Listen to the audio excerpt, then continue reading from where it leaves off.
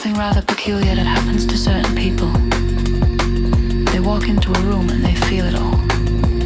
The unspoken tension between two friends. The hidden sadness behind a smile. And we've been told this is a gift, haven't we? This ability to see what others miss. But I want to suggest something quite different to you today. That this variability, this clear seeing, might be the most dangerous thing you'll ever possess. Now, I'm not speaking of danger in the ordinary sense. I'm not talking about physical harm. I'm speaking of something far more subtle and far more devastating. The danger of becoming so aware that you can no longer participate in the beautiful unconsciousness that allows most people to live their lives in relative peace. Have you ever watched people at a party? Really watch them? They're playing a game, you see. Everyone knows the rules without ever being told. You ask how someone is, they say fine. And you both pretend this is a complete answer. You compliment the host. You laugh at jokes that aren't particularly funny. You nod sympathetically at stories you've heard before. It's a kind of collective agreement to stay on the surface, to keep things pleasant, to not look too deeply. But then there's you, the one who sees through it all. You notice the wife who flinches slightly when her husband speaks. You sense the colleague who's desperately lonely despite being surrounded by friends.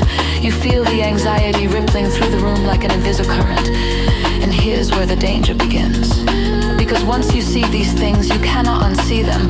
And more troubling still, your very presence becomes a kind of mirror that others cannot bear to look into. Let me tell you what I mean.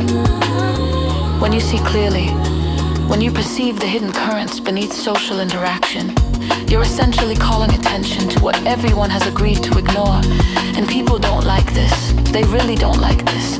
Not because they're bad or stupid, but because your clarity threatens the very structure that allows them to function. Think of it this way. Society is rather like a stage play. Everyone has their part. The successful businessman, the devoted mother, the reliable friend. These are roles, you understand, costumes we put on. And the play works beautifully so long as everyone stays in character. But you, with your penetrating awareness, you're like an audience member who stands up in the middle of the performance and shouts.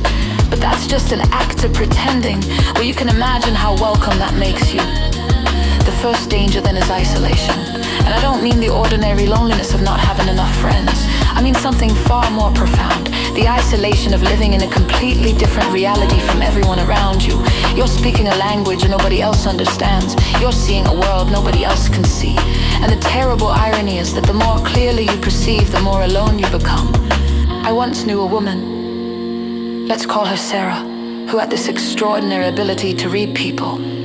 She could walk into a room and immediately sense who was genuine and who was performing, who was in pain and who was pretending to be fine, who could be trusted and who was hiding something. And you know what happened to her? She lost every close relationship she had, not because she was cruel or judgmental, but simply because people felt exposed around her. They couldn't maintain their comfortable masks in her presence. Her friends would say things like, "You're too intense, you read too much into everything, can't you just relax and have fun?" But she couldn't. Because seeing clearly isn't something you can turn on and off.